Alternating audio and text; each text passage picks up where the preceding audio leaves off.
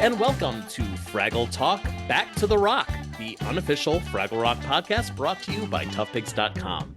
This is the podcast where we cover Fraggle Rock Back to the Rock episode by episode, along with the talented producers, performers, writers, and builders who help put it all together. I am your host, silly creature Joe Hennis.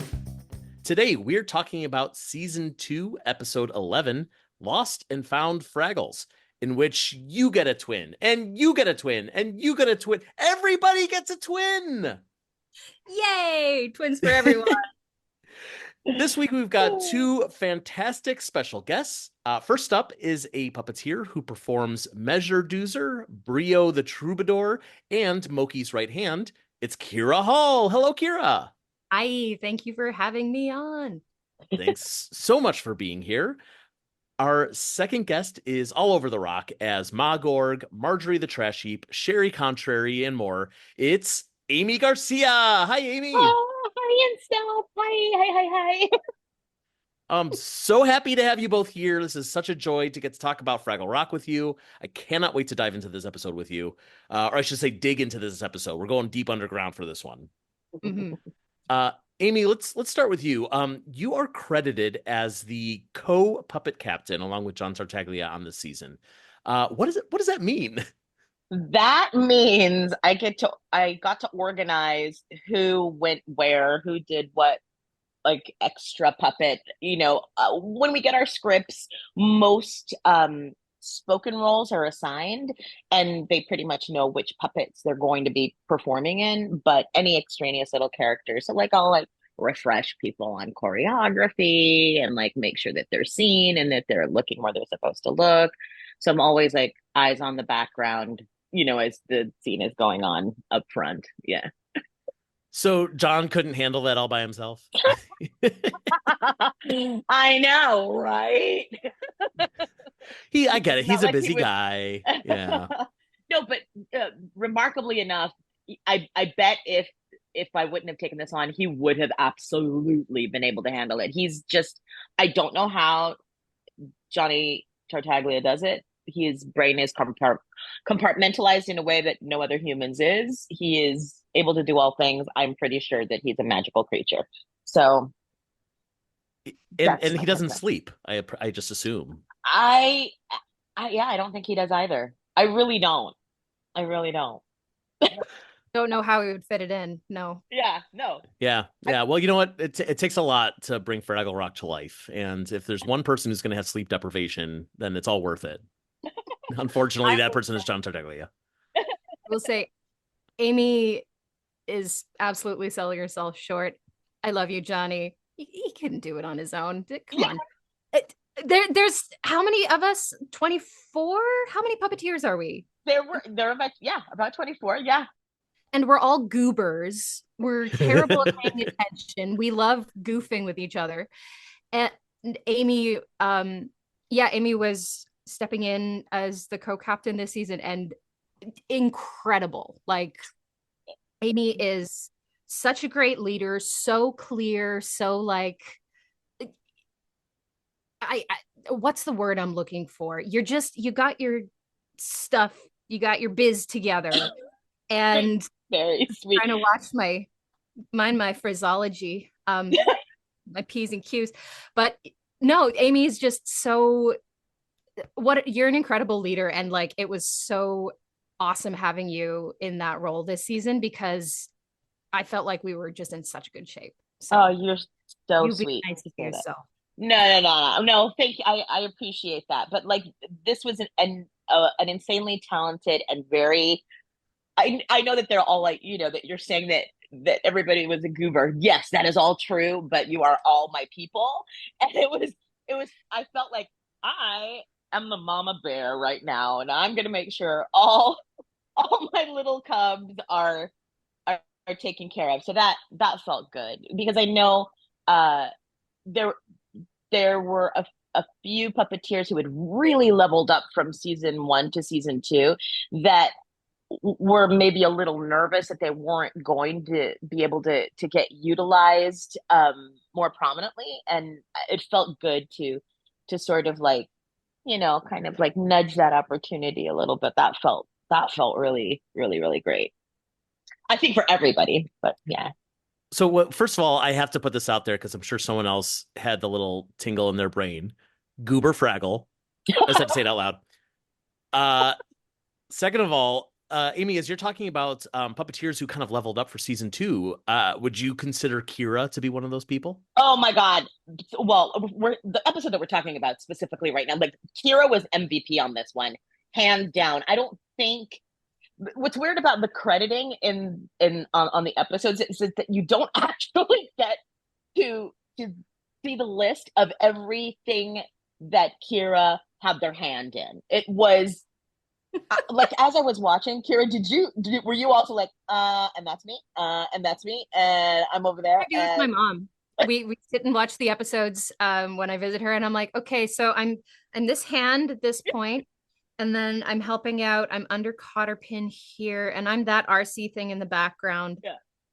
But Okay. wait, now I am actually cotter pin, and hold on, now I'm and you were all over. Like I don't think that there was a single frame that you weren't a part of. There were a few because like Aymee said, I assist Donna primarily, so I'm usually there assisting for Moki or cotter pin. And then in this episode, I know you jumped in doing some of Donna's stuff. Ali Eisner jumped in doing some of Donna's stuff because I was focusing more on leader. But yeah, you just wiggle around wherever you need to go. So that's a good segue to my next question that I have here, which is so like this episode that we're about to talk about, there's so much doubling in this episode and like through many definitions of that word. So when you're asked to sit in as someone else's character because the main performer is busy doing something else, is it scary or is it exciting? No, it is absolutely terrifying. At least for me. Are you kidding me? I mean, and like there are very few puppeteers who are able, like Andy Hayward is a master at being able to like completely absorb every nuance, every little oomph, right? And to picking up what other puppeteers are doing. So it doesn't seem, but man, I put on a puppet, I'm like, this is the only way I know how to move it. And I try my best. Vocally, I think I can match somewhat, but holy moly. There are just some I would please God don't ever ask me to be a Wembley in anything because Jordan is so dialed in, like I'm so proud of this team. Sorry, I'm like babbling. More coffee now. Okay, bye. No, you're right. There's I do think it's exciting. Because I get into that nerdy stuff, like what is the difference between how Moki moves versus how like Boober moves. I kind of had that bandage ripped off very early. We were shooting the first song in season 1, Party in Fraggle Rock, Party Down in Fraggle Rock. Joe's gonna know all the accurate terms and titles, and I'm not gonna know nothing. Like I'm gonna sit here and correct you. But I have you as my guest on my podcast. You're loud. But right at the end of that, Marvin walks in front and goes, "Oh, I like that," right? Frank doing his thing, and Frank wanted to be in Marvin at that moment. So for that last bit of the Fraggle 5 dancing, he was like, "Hey, Kira, can you do Boober for me?" So I was like, "Okay, sure," and did my best. And it was a dance thing, so thank goodness I had some leeway. But yeah, it's a blend of thrilling and terrifying. Anytime I've had to step in as Moki, I'm like, okay, just make Donna proud. And Kira nails it every time. But can we also like this is the thing that I wish had been recorded. So like I'm kind of segueing into leader and into Catherine O'Hara and Kira's impersonation of Catherine O'Hara, which was a little Moira Rose-ish, which I was really thrilled about, was so frighteningly dead on. And I was like, is this a Canadian thing? Is this like, do all Canadians impersonate other Canadians? I was like, oh my God, I want her to do all things. You were spectacular. spectacular. And I hope somewhere in the world there exists the version of you voicing that character. You know what I mean? Because you left such a like so much space for Catherine O'Hara, I guess, to come in and dub, right? And be able to, because you hit every mark. It was fantastic. Well, it's truly a team effort. And I'm sure this has been talked about on the podcast before, Joe, that when we have someone doing a celebrity voice, they give us a scratch track. So we get used to their intonation and their cadence and everything, kind of what they're planning to do with the lines. And then we do our best version of that on the set. We're not trying to like lip sync to their recording, but we're doing a performance, which is, I think, super smart because then it's way more connected. And then they come back in and do the ADR. So the scratch tracks that Catherine had recorded that they sent to me were bonkers. Like, she is the queen of the unique line read. And I think that's why I channeled the Moira Rose stuff when I was trying to do it on set, because, you know, she's got such a great, Catherine O'Hara is such an amazing character actor. And Moira in particular just chews the crap out of every line you give her. It's and true. She's done the same with Leader, like these wonderful choices about the musicality of her lines and how quickly or quietly she said things. And so it was a bit intimidating, but I was able to go in knowing that she was probably going to want to make some more bigger choices like that. And so that definitely empowered me to do my best Catherine O'Hara that I could. So good. It was so good. Feel free to say no, but can you give us a taste of what that sounded like? Hold on a second. Let me just... You to get in character. This is like that, like James Lipton being like, "Can I talk to Leader right now?" Is Leader in the room with us right now? Yes. Focus, hold on. I'm just pulling up the Herb Ertlinger Winery script. Okay.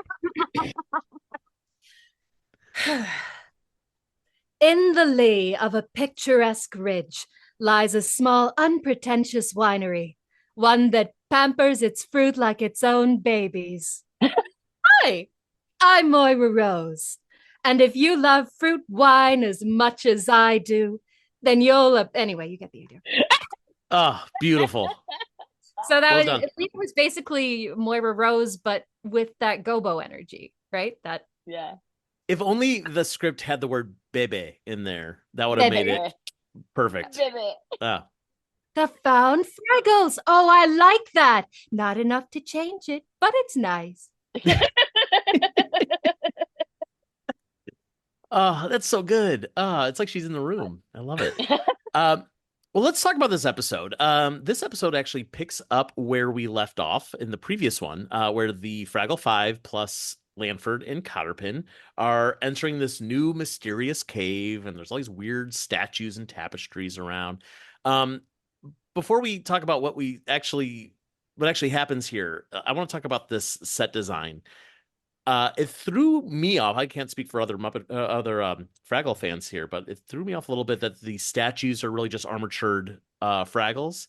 So it's like, are they statues? Are they frozen? Like, did it look a little bit more different in person than it did on the screen?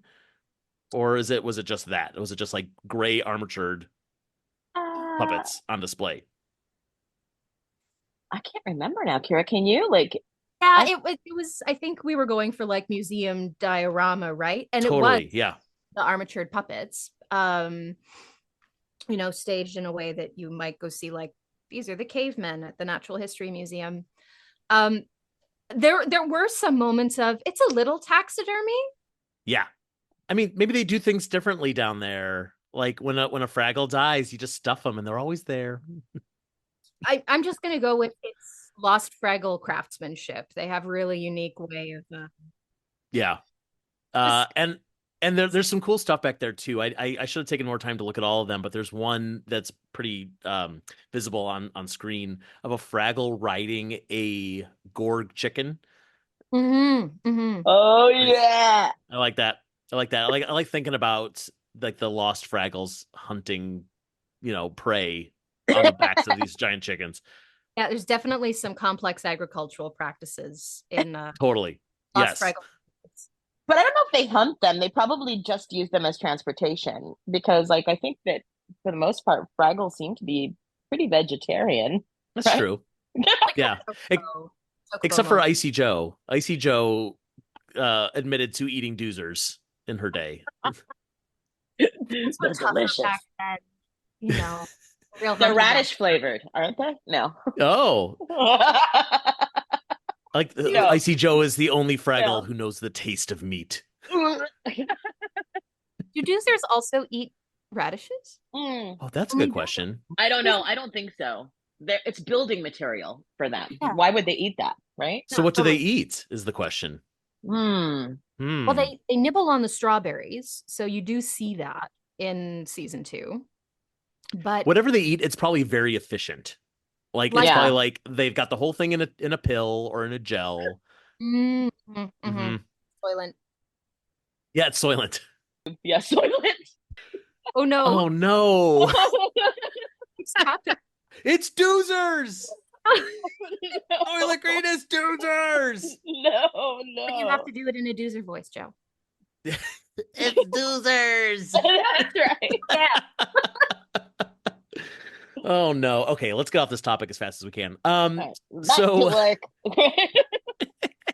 so Barry Blueberry pops up to give a previously on Fraggle Rock recap to no one, I guess. Unfortunately, he is not paired with Sherry Contrary in this moment, but because Aymee, you are here, let's talk about Sherry Contrary. Uh, First of all, I love her. She's great. Oh my God. Thanks. I, she was not Exquisite. supposed to be mine. Like that the vocally she was supposed to be, can I say this part? Like that she was supposed to be Maya Rudolph. And Really? no. And so I was as Kira had, trying to give a lot of space for that world of somebody coming in and ADRing because I did not receive a scratch track and I was just like, okay, let's just wing it. I'm gonna wing it. I'm gonna do my best. Big old girl, right? So and then even vocally, in one of the episodes she sings their version of the national anthem. I was like, I don't know what I'm gonna do. And I had kind of rehearsed this random thing and when I went to perform it, it was like, okay, I'm good. That's good enough. Let's move on. Oh, I was first like, of all, I'm sorry to interrupt you, but like, first of all, when we talked about that episode, I can't remember who our guests were, but we were all raving about your national anthem, which was hysterical. But second of all, that now knowing that it was originally conceived of as being my Rudolph, that's got to be a reference to her Saturday Night Live sketch where she sings the national anthem. absolutely, Oh, that's so absolutely. funny. I know, right? And can you imagine if it would have been her? It would have Well, been. I Oh, mean, just I get her for mean, another character because here's the thing is you are wonderful as Sherry and I don't very. want to take that away from you, but I Thank do you. love Maya Rudolph I and I would know. love to see her on Well, Fraggle Rock. we'll think of something else for her. You know, oh my God, the something. execs see Aymee doing Sherry and they're just like, yeah, okay. Go quietly pick up the contract for Maya Rudolph, drop it in the shredder. Okay. Love you, Maya Rudolph. But no, Aymee, I'm so glad you got to be. And then just you and Johnny goofing together is the greatest treat. That was pretty sweet. That was yeah. It's always fun to be in the playpen with John Tartaglia, but like to get to be the contrary to his blueberry was even more special. And I just love that she was pink, like the whole pink and blue. Like she's so over the top with Yep. her like newscasteriness. It's yeah. Like And yeah. I've said this on this podcast before, but the disdain that Barry Blueberry has for Sherry Contrary of just like gritting through his teeth like for the like keep that smile on for the camera. I think that's the funniest thing. I love that. I love that new dynamic for season 2. Yes, yes. And then Johnny is able to play that so impeccably. Like it's when you think about it, it's a puppet. He's able to communicate that through his voice acting and also just like the tiny little, you Yep. know, nuances in his manipulation. I'm always so impressed by what he literally like pulls out of him in playtime, even, when the cameras are off and we're just kind of all, because I'm sure other people on this podcast have talked about it. When the cameras are off, we're still goofing around with those puppets on. Like we're like, and a lot of times I feel like it's like people have radar or they're watching us and they're like, oh, that's a deal. We should probably, because I've seen a little bit of our playtime maybe appear in other, in other scenes or I don't know. I encourage the Yeah. play. Yeah, good. That definitely comes across, especially with characters like this who seem to be able to do anything. Yeah.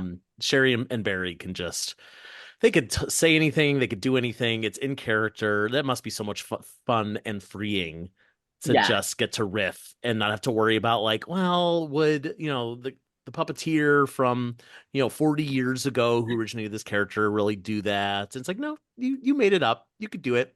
No one's gonna tell you you're wrong.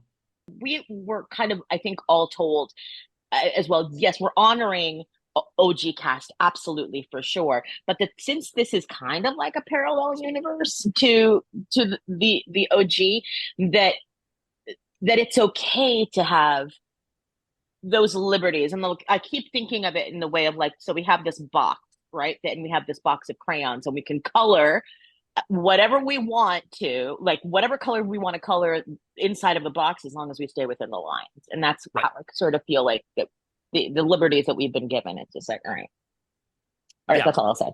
But that's the nice thing about a soft reboot Yeah. yeah, as long as it's the same shape and color, like that's fine. But like mess with it, have fun with it. It's fine, because it's also that goes way back to Jim Henson's days of best idea wins. It doesn't matter if it's not in character. Like continuity is not as important as is this good? Is this fun? Are we getting the message across? And it's just good TV. Yeah, for sure. So Gobo does not know what to do now that they're in this place, and Wembley suggests that he think about the one Fraggle that he turns to for inspiration. And I like this moment. Moki's like, yes, me, but do I have it in me at the moment? And she's just immediately ignored. Moki's self-confidence is truly delusional, but it's I have so much respect for it. It's true. We could all use a little bit of that, I think. Yeah. Right? Of Delulu. I don't know if the kids are still saying Delulu, but I think I'm too old to know what that means. Delusional. Yeah. Delulu. Oh, Delulu. Okay. Blue Island. Yeah. Ah, that's a new one for me. Well, I can't use it now if the kids are already not using it. I'm behind the times on Delulu. We start using it and then the kids stop. Right, that's how it works. Yeah. You get to kill all the slang. Once the adults figured out how to dab, that was the death of the dab. The end. Yes. So Gobo Wembley revisit the story of how Traveling Matt discovered the radish, and they clear their throats, and they continue to clear their throats. There's a long moment of them clearing their throats. It's very cute. And they flash back to the story of young Traveling Matt, and he has this like flowing blonde hair. He's got a bushy eyebrows, a big bushy orange mustache. He's wearing like an Indiana Jones hat, and he's got the whip, and he's like striking a pose like Captain Morgan with his leg up. It's pretty great. I would actually buy a t-shirt with this Matt on it, looking very heroic. Oh, that's a great idea. It is a good idea. Yeah. Yeah. Henson Licensing, are you listening? And I also appreciate that as he's doing this, there's an ink spot behind him that's like kind of just lounging and like not really paying attention to him. And we see him like break through a rock wall, and he goes into the Gorg's garden. Junior Gorg sees him. Presumably the first time Junior has seen a Fraggle. I don't know. and he runs at Matt. Matt dodges him. It's all kind of happening in slow motion. He whips Junior's legs around the ankles and it makes him fall over. And then Matt discovers the Gorg's garden, and it's full of radishes, and the age of radishes has begun. And that's it. That's how we did it. Incredible. We're going to talk a lot in this episode about how, discovering something, quote unquote, discovering something is not actually necessarily discovery if you're not the first person to find it.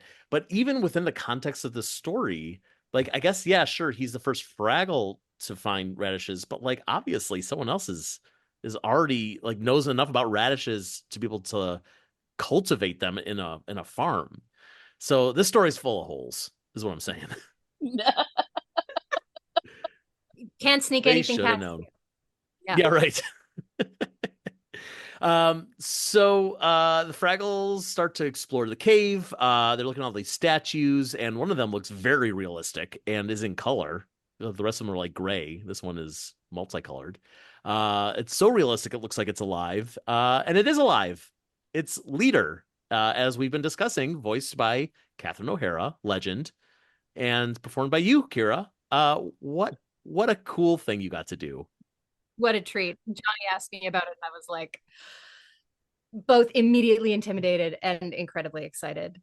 Yeah, I don't even know what else to say. I got to do a puppet for Catherine O'Hara. That's rad. That's super rad. So first of all, you mentioned earlier, we were talking obviously about like getting Catherine O'Hara's intonation of like how she speaks or how she does character. But you kind of casually mentioned that you're also trying to copy Gobo a little bit. So what does that look like to you? Or is it even possible to like tell us exactly what you were doing to try to mimic Gobo's style? Well, it's Johnny's Gobo too. So it's like, who I think has a little more like pep than the OG than Jerry Nelson Gobo. So yeah, just trying to keep, and I mean the costume does a ton of work for me already, and the shape, like she's Gobo shaped. So little things like the way that Johnny wiggles when he's puppeteering Gobo, or like does a little tail waggle when he's dancing, and the sort of like he has a kind of looseness to him in terms of head gestures and kind of like nodding to punctuate things. This feels very strange to say out loud. Right, yeah. I realized as I was asking the question, like it's such a weird thing of like, can you tell me how you move your arm? Like I get that's not easy. Yeah. No, but it's completely valid to think about. Did you ever do like theater classes or improv stuff? Yeah. Yeah. Did you ever do the thing where someone goes in the inside of the circle and walks, and then you'd have to walk behind them and imitate how they walk? No, I don't know that one. Okay, that's literally all it is. It's just an exercise in changing because you don't really think about your walking pattern, thinking about changing that to find someone else's pace, find where they're leading from physically, just looking for those little details. And I think that's the main way that energy came into Leader, was trying to just find some of the same physical hallmarks as Johnny Gobo. And a lot of that has to do with that confidence, sort of like, here I am. It's not quite a Peter Pan thing, but it's close to a Peter Pan thing. Right. You're talking about like, as like arms out on your hips, your fists on your hips. I'm doing physical gestures on the past. Yeah. Like your hands on your hips and your head is up and you're looking around and you're active and you're engaged and you're confident because you're in the lead. Right. This is that weird thing. I've seen other puppeteers do this. Really, it's for like the most famous of puppeteers, like the Jim Henson, Frank Oz, Jerry Nelson types, that like they can say, oh, well, Jim moves his hand in a figure 8 and Jerry Nelson drops syllables, and like there's all these little hints, and I would never in a million years be able to like enunciate that myself, but once other people say it, you go, oh yeah, like they do that. Like John Tartaglia is one of those too, and I think that's because he's all over this show that I've started to notice when he's playing someone other than Gobo, and I'm like, that's Johnny. I could tell. Like I Mhm. could tell, like the Mhm. way they're moving. It's very like you said, like the head moves. He's very wiggly. He's very side to side. Certain dance moves, especially when there's choreography, you could tell like One that's where he's Johnny. like twisting the shoulders. I Yeah, think yeah, that he one moves all the time. The shoulder right. dance that is static. That's very Mhm. good. Yeah, it's very Yeah, Gobo. Yeah. same thing. There are scenes that obviously I wasn't there on the day. For whatever reason, I just wasn't part of that scene. And there'll be a little background character that has a moment, and I'll do the same thing. I'll go, okay, based on how they're moving or how that in like who's that in there? And there's been Mhm. a few. Andy Hayward. I feel like I can always spot Andy. I'm like, oh yeah, that's Andy. Okay, That's got it. Eddie. Um, but yeah, I love that you're doing that too while you're watching. That's so fun. I mean, that's the benefit to like being the kind of nerd that I am, and also like being on my fourth rewatch of this show, where I can like, yeah, really start to look at, okay, I know the plot, but like, what's happening right over there Yeah, in that little exactly. corner? Yeah. So leader, which by the way, let's just one more thing about leader. We're gonna see in a second that all these Fraggles have interesting names, but leader seems like such a generic title. Do you know the background behind why leader is called leader besides the obvious of her being the leader? Nope. No? Okay, Nope. that's fine. I I got kind nothing. of thought like maybe like because so we know that gobo is a lighting term, maybe leader is too, but I don't know. I'm making that up.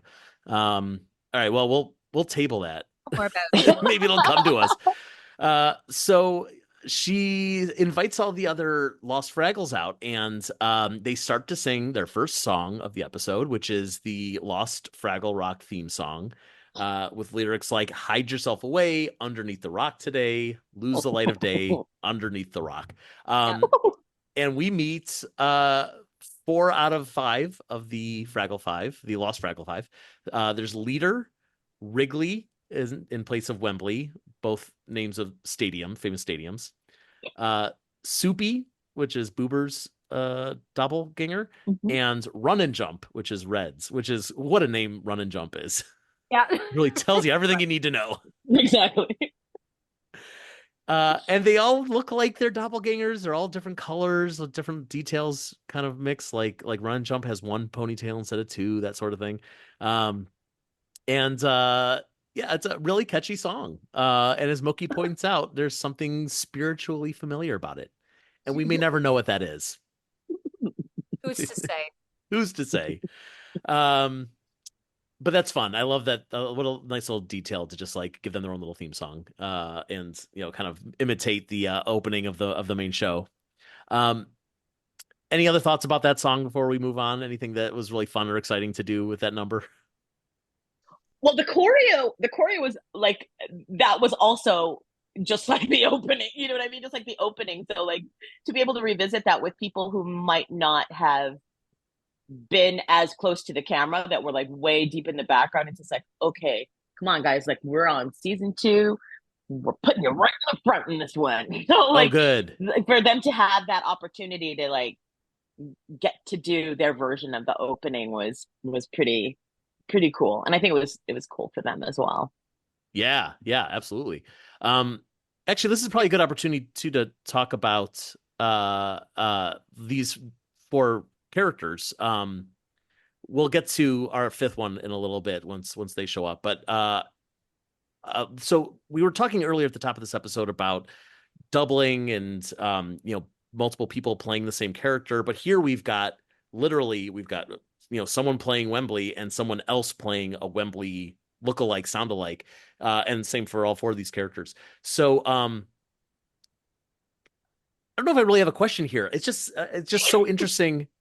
I'll just keep talking. It's so interesting to see like characters doing impressions, which we don't see on Fraggle Rock very often. I feel like Muppets do it every so often. Like I'm thinking specifically of the advertising frogs from Muppets Take Manhattan, that they're all kind of doing Kermit the Frog impressions, the way they speak. They're all Yeah, yeah, kind of yeah. making fun of Jim a little bit. But here, yeah, we've got a few more of those. I don't know. Do you guys have any thoughts on doing impressions that are just a little bit off for like specifically for the camera? I mean, in this episode, I could say that what made it easy were that the lines were so quintessentially similar to what the OG Fraggles would have said. You know what I mean? Like what the Fraggle Five would have said. That it was, I think, and was easier to slip into a lot of the impersonations than if they were just like, random lines that maybe weren't written as succinctly. You know what I mean? Yeah, I could see that. Like if I'm making this up, but if like Soupy was like really fun loving and exciting and, like different from Boober, then that wouldn't Yeah. necessarily be a Boober impression. That would just be someone who kind of looks like Boober. So Right. this Right. way it's like, nope, they're like the same guy. Yeah. Just do your Boober, best Boober. We all loved Uh, Soupy and Boober, by the way. That was like, we all know Fraggles are Ace Arrow, but like we were shipping Soupy and Boober hard. We're like, it's a meet cute of the century. Look at these two. Look at the fools. Oh, I kind of like that idea, to be honest. Especially, we went into a whole metaphor for orientation with Boober in season one, and Ali Eisner plays Soupy, and Ali is non-binary as well, and like it's just like there's all this stuff that could be going on behind the scenes, and all this conversation about gender and identity that just happens throughout Fraggle Rock. That I don't know. Maybe their perfect person is the person who's exactly like them. Mm-hmm. It could be that like Studio Ghibli sort of romance where nothing actually happens, but you can tell they both deeply impactful, just like doing their laundry, not even looking at each other, making their soup. They're both total tsundere, so it's, Yeah, I love this idea for them. We should also point out Run and Jump is played by Ingrid Hansen, who does a fantastic job. And Wrigley is Andy Hayward. And yeah, I mean, there's when no Wrigley question these are all talented folks. That first scene, both going, that's Oh, one of my favorite moments. so good. What do we? Is there a name for that grunt? Is it just a Wembley grunt? That's a great question. I wonder if Jordan has an official title for it. We're gonna find out. We're gonna get to the bottom of this. I feel like that's one of those things where like there's a name, we call this behind the scenes. Yeah. Honk. Yeah, honk. Yeah, is it a honk? Is it a grunt? Is it like a I don't know. happy, Is he just revving his motor? Yeah. Right. Happy walk struggle. Like yeah, right. It's a little bit of a struggle. Yeah. He might have like tight joints or I don't know.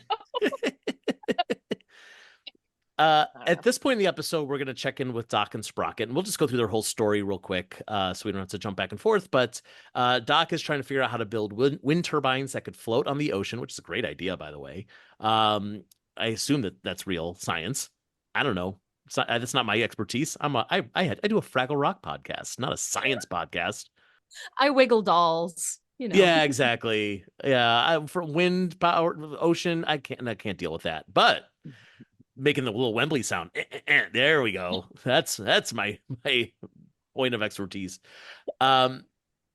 These wind turbines would be great for the environment, but just as importantly, the dolphins would think that they look cool. I like that.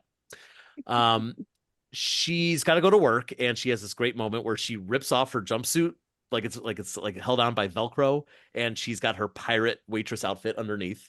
She did a quick change, and she tells Sprocket that the model has to stay untouched while she's gone, so we can collect data. And of course, like, what do you think he was going to do? He immediately breaks the whole thing. So the data is incorrect. She comes back. She's really excited. Sprocket doesn't tell her the truth.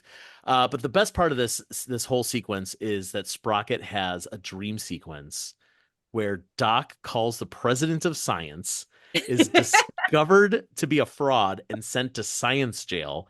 And then Sprocket has to visit her in prison, and they do the thing where they touch hands against the glass, Kirk and Spock at the end of Star Trek 2. God, is that good?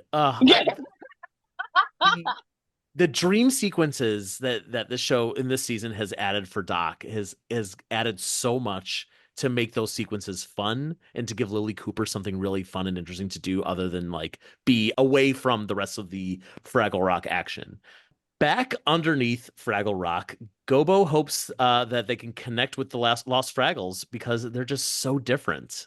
And this is where they all kind of meet their own doppelgangers and find out that they're all identical, except for Moki. Moki doesn't have a counterpart.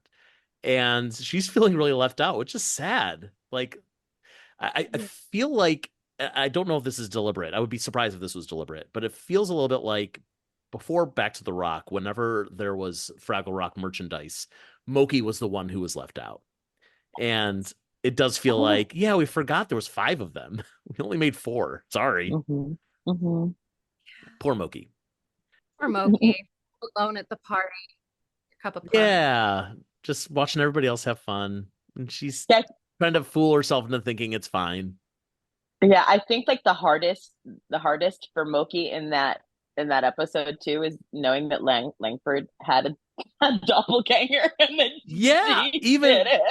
she's like, well, at least I have Lanford here, and then Lanford finds his mushroom buddy, Manford. Manford, who is so cute. Dan and Jen, right? Genevieve? Oh, yeah. I think, Yeah, one of the Calgary puppeteers. It's delightful. Great. And Dan Garza was the other person you mentioned, just getting that last name in there. Dan Garza as the head of Manford. Yeah, which is great. I just and I appreciate that, just like everyone else looks slightly different. Like you could have made a second Lanford and just made it blue or something. Like, no, it's a mushroom. Very different. Mushroom. Yeah. He's a real fun guy. Kira. And thank you. Should we just end the podcast here? Right. Just go out with a bang. Yeah, I think, where are we going to go from there? Right. Yeah, really. God, what a downer the rest of this episode's going to be. Speaking of downers, Cotterpin introduces herself and all the Lost Fraggles laugh because they're like, you can't be a Doozer. Doozers are extinct. And so rather than like them being like, oh, well, obviously there's a Doozer here with these new people who just showed up, Cotterpin's just like, she's starting to feel bad. Like, I don't know what she's feeling bad about, but she's like, they don't believe that I even exist, even though I'm right in front of them. Which I guess makes sense too, because as a Doozer, she believes in facts and data. And it's like, look, the fact is here. I'm in front of you, and I am telling you that I am a Doozer. And nope, they think that's hysterical. Yeah, poor Cotterpin. Like you said earlier, the whole episode is kind of about the concept of revisionist history and convincing yourself of the truth of a history that isn't actually true. So there's definitely some denial happening here, right? You could have the thing that's true right in front of your face, but if you believe so strongly that, no, of course Doozers are extinct, that so logically you cannot be a Doozer. That's just how it's going to be. That reminds me so much of... Did you ever watch the sketch comedy show The State? Yes. Kira, it was a sketch comedy show on MTV in the 90s, and like all of the people from The State went on to be like the folks from Reno 911 and Wet Hot American Summer and like all these other cult classic things. And there's a short sketch called The Bearded Men of Space Station 11, and it's like 4 guys, they're on a space station, and they all have these big beards, and another person comes in and he says, I'm here to tell you, the bearded men of Space Station 11, that beards cannot grow in space, therefore you're all aliens.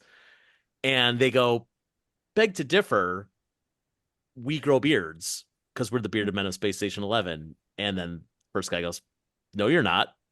You're obviously aliens. And like, that's the whole sketch. It's just a very calm conversation where they're trying to explain your data is wrong and we're the proof right in front of you. And they just don't want to hear it.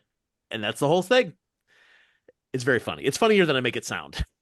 I like the title. The Bearded Men of Space Station 11. It's good stuff. You should also watch The State. It's a great show. The State is a great show. Absolutely. What's interesting about the state sketch and this Fraggle sketch as well, is that it is still so timely. Like, Yeah. right? It's just like, no, if I say something enough times, you're gonna believe it. It's that base of like, wait, no, but there are facts, right? So anyway, not to dive into that, Unfortunately, why but why yeah, is that? Why is it that it has to be so timely? I hate that. I don't want it. I I don't want the world know. to be this way. I know, but it was timely then as well, which makes me Hmm. believe like did I just literally like start paying attention? You said this Did I was go the anyway? Yeah. like early in this would have been early internet days then.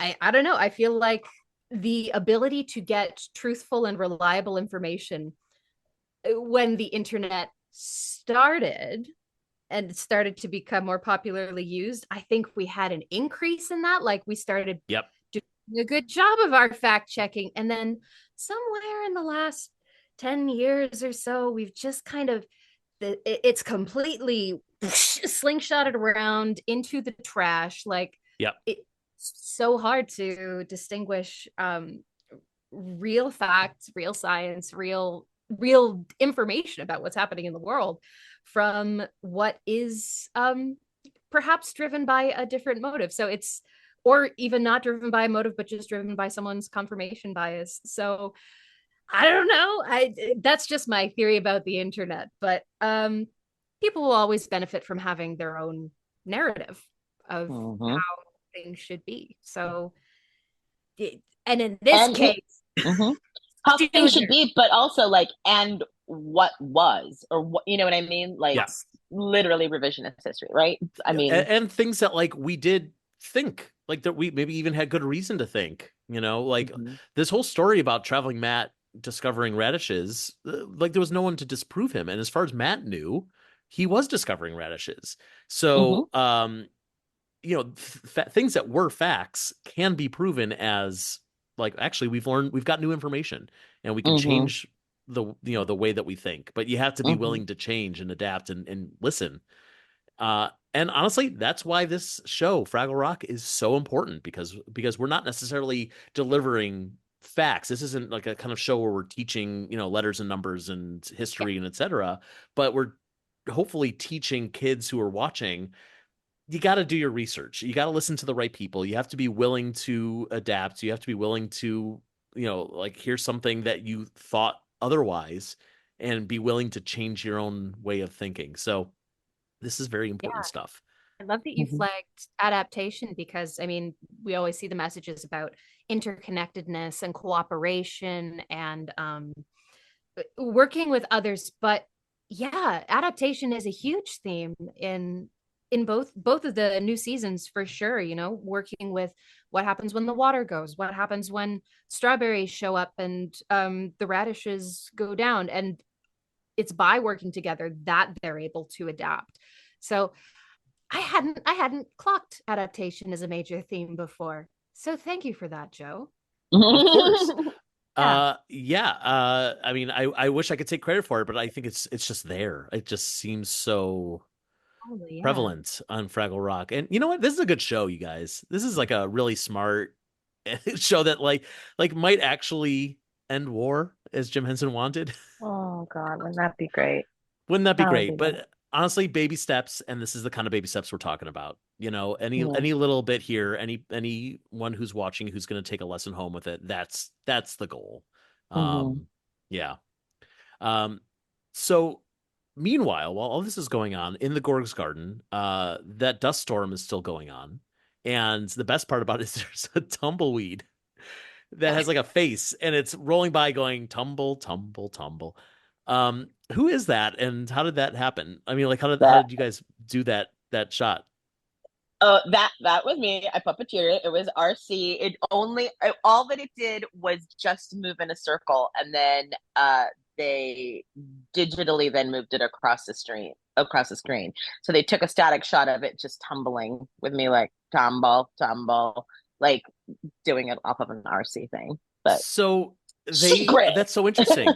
So it is rotating Mm-hmm. in real life where like Mm-hmm. I mean if they were going to put it in post anyway to have it move across the screen, I guess they could have had it rotate as Just well. rotate. Mm-hmm. Yeah. They were rotating it. Really went And the it, extra mile there. Yeah. yeah, but also like I think once it started to rotate, because I just kept shooting it, like it started to like fall apart a little bit. Because it was, I mean, it wasn't made of actual tumbleweeds, but it was made to look like tumbleweeds, and it was on this mechanism. So it was just like the more it spun, it was just like, oh God, what is it turning into? I don't know what kind of creature that is. It's just like this like machine thing with like all of this like tumbleweed stuff kind of separating from it. So they like slow it down. Yeah. That's kind of amazing. It's also very much like a tumbleweed. Like that would happen. You know, Yeah. tumbleweed would break apart. Sure. Yeah. I assume. I don't live anywhere near where there's tumbleweeds. I don't know what they look like. Just like that with mouths. Right. Spin it, film it. Because then you still get a sense of gravity, right? Because the tumbleweed would tumble as it moves. So you still have that horizontal movement. But if you're turning it, you still, I mean, yeah, it would be static. Yeah. Tumbleweed, but you still might get that sense of like, that direction is where the ground is, rather than if you just took thing, held it in the same spot and went turn. I don't know. I don't know what I'm talking about. You absolutely do. It's like the sympathetic movement of like the little hay or whatever was on. I can't even remember they were like little sticks. It's just like they were feeling gravity in the way that a tumbleweed does when you see it kind of roll. Yeah. Tumbleweed talk. No, you're totally on point. And this is the kind of thing where I feel like you all are so good about going the extra mile and just doing a little bit extra to make it feel real, where like maybe nobody would have noticed it, but also in this day and age, within the days of streaming, where we're probably going to be watching these episodes over and over and over again and really like dissecting them. And I'm not talking about like just me as the fans, but like, kids or parents watching at home, if a kid is really into a show and they want to watch it, many times, that like eventually and if there's like seams that make it look not real or make it feel less in the world, then you're really gonna start to see them after a few times. And so by adding that weight, by letting it rotate and whatever it is that you have to do, it really, I think it adds a lot to the rewatchability, even if you never really notice it. Well, and that's like, I think, in the direction sometimes that like that this is like a way bigger conversation, and I don't want to derail it, but like in the direction that most puppet shows are going nowadays, where they won't have a full set. Like I worked on Slumberkins, which had a digital set. Like it was even more important that the practical pieces felt real, and that if the puppets were stepping on something, that it felt real, and that wasn't digitized, and that wasn't digitized. And I think that we really pay attention to that sort of stuff on Fraggle, because the moment that somebody can clock, that's digital, you disengage, because you literally disconnect as a human. It's like there's just something unspoken where you understand that there's another person, that there's a person connected to that puppet that's being performed, as opposed to just watching something animated, which animation is great. But if you've even noticed with animation is becoming more and more realistic in order to connect, or you know what I mean? So it's like we're all striving for the same thing, but just in different ways, I think. But to bounce off what you were just saying, animation can look very realistic, but the thing that we've learned is that over time, doesn't matter how realistic it looks today, 10 years from now, it's going to look old, because animation is going to continue to get better. And it's funny because I just the other day, speaking of Catherine O'Hara, I went to go see the new Beetlejuice movie, and there are a lot of scenes in there, where you could tell they went the extra mile and did practical effects. And there's puppets and there's real sets and like all this stuff that like Tim Burton didn't really use in his last few movies. And then there's one scene where there's a cake and it's oozing this green liquid, and the whole cake is CG, and all the liquid is CG. And it took me out of it, because so much of the movie was real, with CG just kind of improving things just a little bit here and there. And then suddenly you've got this big animated piece, and like, who cares? Because it doesn't look as real as a puppet. It doesn't look like I could reach out and touch it. It doesn't make me grossed out by seeing the green goo come out of this cake. So that said, I mean, it really brings me back. I think Fraggle Rock, Back to the Rock, is such a shining example of that, because the CG that you all use on the show is so minimal, just to enhance that Mm-hmm. everything feels real. I never noticed the Mm-hmm. CG on this show, and Mm-hmm. that's just so cool. The weight of a puppet, it really makes a Mm-hmm. difference. Mm-hmm. Mm-hmm. Yeah. I think I mentioned this when I was on for the Pride thing, so my apologies if I'm repeating myself, but we had this book of special effects in my house when I was a kid. Just like how film special effects work, things like the matte paintings or stop motion, all the Foley, like all of the real practical effect information. And then at the end, it was like 2 pages on, oh, CGI is coming. Is this the wave of the future? Which I was like, whatever, there's a dragon in there. It kind of looks shit. But the rest of it, I was always fascinated by. And they talk about also fire and water and how you do all of that in a film. And that's a different category, because then why not make it safe if you can? But there's something about like seeing a tactile space and seeing tactile things on screen where you're like, I could go there. I Yes. could go there and I could be part of this, and I could touch that and pick it up and, feel the texture of it. And it's, I don't know. I'm not, I should learn more about the psychology of it, because it's so fascinating. But that word tactility always sticks for me. I want to see things on screen that I feel like I could have a full sensory experience of. And you don't always get that with CG if it's not well executed. Mm-hmm. Mm-hmm. Yeah. The other thing that also does, having those tactile things, tactile elements to it, is that it does inspire you as, as a young artist or whatever, to want to create those sort of things, or want to be in that world. So it's just like it just, everything kind of goes full circle. You know what I mean? Oh wow, I can make that. And that's when you see little kids, make drawings or their own versions of characters in the show, or I don't know. I think that having those elements is very important. And I think especially for kids entertainment, to feel like you could walk down the street and run into Big Bird, because Big Bird's Mm-hmm. real. Mm-hmm. That like you could turn a corner and like you could find yourself on Sesame Street. You could find a Fraggle hole and the Fraggles are there. And I don't Mm-hmm. think you feel that way about, Frozen, SpongeBob, like or Yeah. Bluey. I mean, they're not that any of these are bad for any reason, but there's always going to be that disconnect from reality for anything that's animated. But for Mm-hmm. puppets and for practical effects, and to be able to have that, not just the, like you said, Kira, like you could reach out and touch them, but like that they could actually be real. They could be in your real world. Mm-hmm. And if you're teaching something, Well, not only could, are, right? yeah, right, they are. Yes.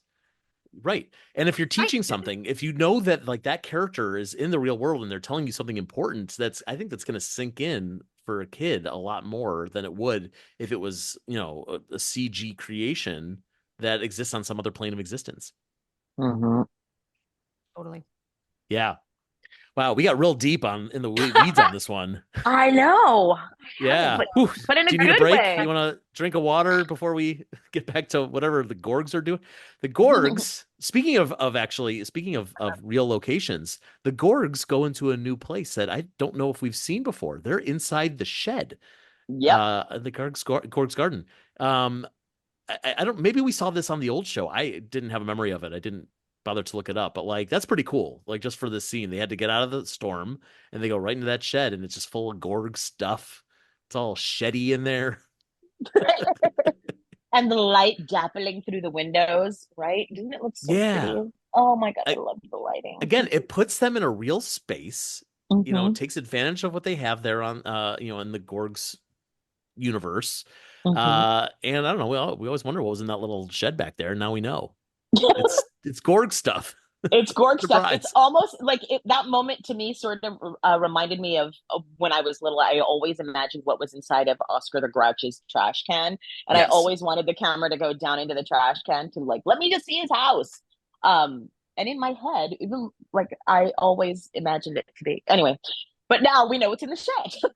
That's right. It, Uh, it's not a man cave or a no. Gorg cave. It's like it's a shed. Yeah, I mean, is there anything cool in there that you guys noticed? I just assume it's all. I didn't notice anything like Easter eggs or whatever, but maybe there is. I think there were. Yeah, I'd be astonished if there weren't Easter eggs in there. yeah, Just Yeah. this right. gang. Well, especially it's probably a lot of old props from the old show. Because why would you create all new stuff? You would probably just literally take whatever's in the drawer and just chuck it on the floor, put it all over the table, hanging off the walls. Yeah, I I don't don't. know. I don't know. Yeah. All right. Well, we're gonna have to go back and do some pausing and really do some research. We'll have the Muppet Wiki folks tell us, okay, here's a list of all the reused props that are in the Gorg's shed. Pa says to Junior that they listened to their Gorgcestors without questioning or updating their methods. They used the Gorgamax. They had a ton of waste. Where did they go wrong? And it turns out they look at their book, and that was a list of what not to do. Um, Classic mistake. Uh, and I do love. I have to give Dan Garza and Ben Durocher some props here for their performances, Junior, because Junior's like he has this explosion of just like we were supposed to learn from our mistakes, and now history is repeating itself, and he's a little nail on the head there for the lesson, but he's not wrong. Yeah.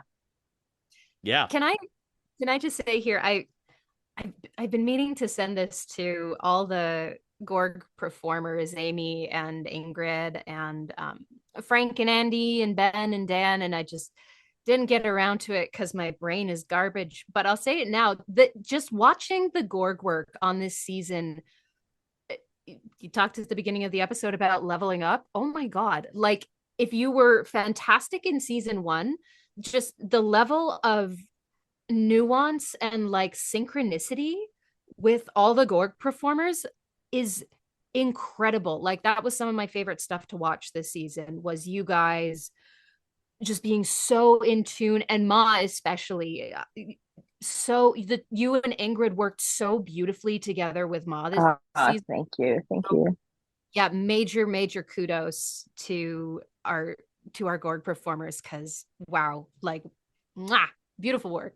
Yeah, I think that all Gorg performers really learned a lot from season one as to what they were already able to do and how to improve, right? Like, oh, I would like to be able to see better, or I would like to be able to any of those things. And also, I know that creating Ma, I would not be able to do it without Ingrid. So getting Ingrid's input throughout it all is helps me as well. So what are you physically able to do? And so then I can sort of dance around that to allow Ingrid's version of Ma to come out as well. So it was a big learning curve, and I'm so pleased that it's visible because it felt a lot easier second season. It's really cool. Like anytime I'm working on a new puppet character, that's part of the thing you consider is what are the physical capabilities of the actual puppet. If I can't do a move that looks like XYZ, that's not going to be part of this character's vocabulary. And so you and Ingrid have this whole other layer where you have to Ingrid has to consider like the built puppet's capabilities, and then you're considering that plus Ingrid's capabilities, which for Ingrid is quite a lot.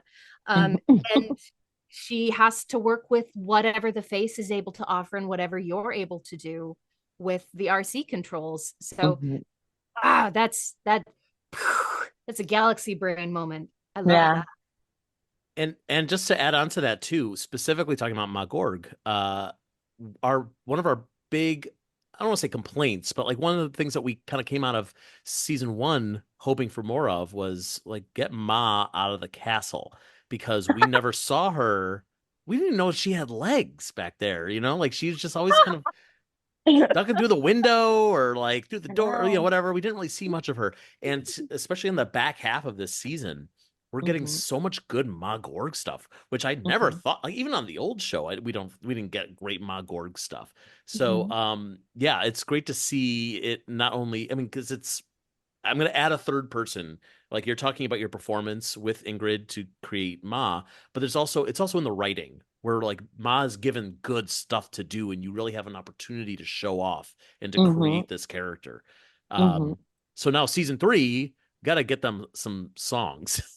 Like the Gorgs don't really, do they sing at all in this season? I mean, a Not, little bit, Uh, not maybe. really. in the latter half of this episode, we have the great Aymee Garcia Oh yeah, that's showpiece. right. You are singing in this episode, aren't you? God, I forgot already. We'll get there. Okay, that's a sign that we got to move on with the story so we can get to that and talk about that.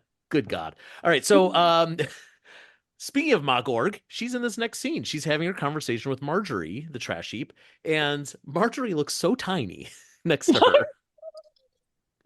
We. We were talking about this before we were recording, but like it's we think of the trash heap as being this huge pile of garbage, and then once you see her next to a Gorg, you're like, oh, you're like a little leaf pile. Yeah. A sensible amount of garbage. She's just like Right, yes, yeah. It's not anything to be exactly. concerned about. No, no. It actually seems like it's a normal amount of like, yeah, they're composting, Yeah. like it just, yeah, they haven't Work like in bagged it up yet. progress. Yeah, Yeah. yeah, yeah, exactly. So Aymee, you're doing double duty here. You're performing two different characters. Was when you were performing in specifically in these scenes with Marjorie and Ma together, were you just like painfully aware of like how do I make sure that I keep these two voices or these two personalities separate, Oh or was that yeah, already built in?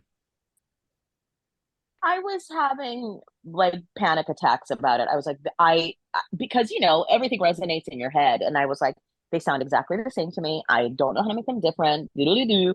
But then when I heard the recording back of the song, I was like, there was like a little bit of a relief, and I was able to sort of let go and be able to get into it a little bit better.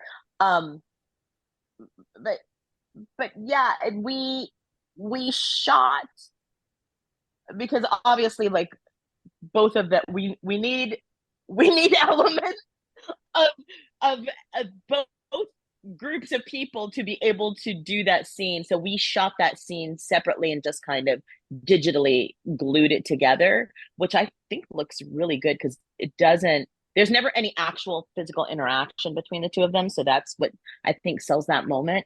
And the way that the whole thing is sort of laid out, it you buy it. But yeah, it was tricky. And we were like all trying to remember what the inflections were and what the movements were. Like I try to be very, very consistent when I'm working, when partnering up with people. Like for Ma Gorg, Kira is also inside of Ma Gorg as well as Ingrid. So it's the three of us inside of You Ma. mean Marjorie? Oh, sorry, Marjorie. Sorry, and Marjorie. Sorry, not Ma. Not enough I'll be coffee. Sorry. busy in there. Yeah. Yeah, you're getting So them confused. sorry. So inside of Marjorie, there's the three of us, and so I I always try to stay vocally consistent, and then for the three of us to sort of do a little bit of a rehearsal of what we all want to see, and then continue to record that. And the same goes with Ma, just to make sure that we get the timing right and all sort of sync up. Um, but yeah, I would not. I don't take any credit for that. This is all my two coworkers who are just exceptional that make it look that way. That that is very kind of you, but also it's hard to believe you when you say I don't take any credit when you're performing two No, no, like larger than life characters here at the no. I same feel like it's time. no, but it's I just feel like it was like vocally. It was easier. It was easier to perform because that groundwork was laid down, and because I had had my panic attack early. No, Got it out of the way. Very got it out efficient. of the way. Yeah, yeah, yeah. But yeah, that song was fun to record. And we all had joked afterwards. It's like, ooh, I want this song to like get a disco version and just like sneak it into all the gay clubs. You know what I mean? Like, Oh yeah, be a queen. So Yeah. we're not quite at the song yet, but we'll talk about it here Mm, anyway because the song comes up in a few minutes. But yes, you get a little duet with yourself with "Be a yeah. Queen," and you're right. Just the title alone is like get that in the gay clubs for sure. And also like when you sing, you're not only you alternating between two different voices, but you're almost singing in two different styles where Yeah. like the Trash Heap gets like the fast, verse stuff here, and then Ma is singing these high notes, and like you're just showing off all of your Broadway training here. Which if people don't know, you are also a Broadway star. Like I think that's obvious No, not a if you star. see this song. No, not a Yes. star. Yes, a star. Don't argue with me on that one. Oh, Come on. no, I have been lucky to have performed on certain shows, but not a star. But thank you, though. That was, You're so welcome. Um, okay, we're gonna come back to the song in a second, but let's back up a hot sec to this conversation that Ma and Marjorie are having, and Ma is jealous that Marjorie has Philo and Gunge who show her so much respect because Ma doesn't get any respect from Pa and Junior, which is sad to see her admit that. Like on the old show. And even in the first season, in the first half of this season of Back to the Rock, it seemed like she was oblivious to it. And now she's like finally coming to grips with like, oh, they don't even seem to like me very much. yeah, yeah. I I'm mean, Junior just likes her, but that's another toxic relationship in a very different way that we don't need to dive into right now. But that's something for me and my Yeah, therapist to work out. Fraggle Talk, mommy issues. Right. um, Marjorie reminds Ma that she is a queen, descended from the great Gorg queens of old. And this is one of those moments where like we're talking about Gorg history, and I want to know more about this. I would love to really have the show break into what does like the Gorg kingdom, the Gorg universe look like? What are Mhm, the historical responsibilities of being king of the universe? What mhm. did it used to look like? Because now it's kind of a joke, but I bet it used to be pretty cool. Oh, And spectacular, right? yeah, Opulent. Yeah. yes, exactly. So yeah, we're getting like a taste of that here, and maybe season three we'll get a little bit more of whatever that looks like. Hmm. Uh, Meanwhile, Wembley and Wrigley, his doppelganger, are bopping through the cave. They're grunting, whatever it is that Wembleys do. Um, they pass some cave paintings and they see these pictures of ancient Fraggles with radishes. And Wembley learns very quickly that Traveling Matt did not discover the radishes after all. They're obviously much older. But the story about Matt and the radishes gives Gobo so much strength that Wembley feels like he needs to hide the truth from his friend. And Gobo enters the scene, and it's a cute shot of Wembley like splaying himself against the rock to like poorly cover, by the way, the artwork. Um, and I have no idea how they hide the puppeteer here because it looks like Wembley, he's up on one leg and he's up against the rock, and I don't know where Jordan is. And it didn't even occur to me until this is my fourth watching of this episode. I didn't think about it until today, essentially. This is just gonna be a Fraggle secret, we think? Maybe. Maybe? Okay. So Wembley's alive, is what you're telling me. Yes, Yeah. there's no No, puppeteer. It's just Wembley. no. He has a great apartment in Calgary. Ah, great. That's perfect. That's fine. Let's leave that one be a secret. Some things we just got to leave on the behind the scenes. The Lost Fraggles are showing off their underground farm. They've got mushroom, they got gushroom, they got shushroom. And you put them all together and you get goutine. That's got to be a reference to Canada, right? 100%. Great, 100%. great. I actually used to get well, they called them disco fries at a diner in Toronto, and it was like sweet potato fries and regular fries and cheese curds and gravy, and I think they put back bacon on it too. But that's what those little bowls looked like, so that made me chuckle. I'm like, oh, we're doing the Lakeview. All right. More edible though. It sounds delicious. Well, Oh, poutine it sounds is. delicious. Goutine sounds less delicious. I'm not a big mushroom guy. But yes, that sounds great. Also, like they're eating mushrooms, but they have a friend who's a mushroom with Manford. You don't Yeah. you don't So what eat was that, Kira? you don't eat all mushrooms. Some are good for eating. Care There's a Concerned Children's Advertisers ad from the 90s in Canada that's about raccoons eating. The raccoon saw a delicious looking this, and the parents said, "Oh, careful, baby. Some mushrooms are not for raccoons." So that's always what's in my head. Anyway, you eat some, and some you just look at because they will kill you. That'll be the mushroom you eat one time. And Yeah, then right. there are your friends. So, So are you suggesting that Manford is poisonous? he could be. I think it's more so that he's sentient. Mhm. That presenting an issue towards. I Got it. don't think the gush rooms and the shush rooms are sentient necessarily, Yeah. but Manford definitely. We're not. No. Yeah, I So think Manford might have some toxic traits. there it is. Yeah. Codependency. Yeah. Codependency. Don't eat codependent Yeah. mushrooms. No. Good advice. Fraggle Man, Rock I've saving known the enough. world.